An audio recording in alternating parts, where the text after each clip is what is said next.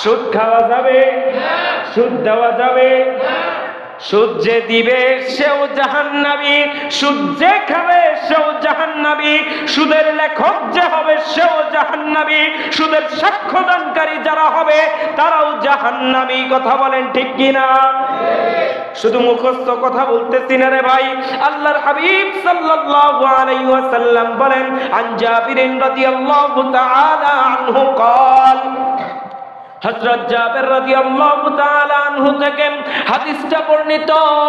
ক্বালা রাসূলুল্লাহ, হযরত জাবের রাদিয়াল্লাহু তাআলা আনহু বলেন, লাআনা রাসূলুল্লাহ সাল্লাল্লাহু আলাইহি ওয়াসাল্লাম আকিলার রিবা ওয়া মুকিলাহু ওয়া কাতিবাহু ওয়া শাহিদাই।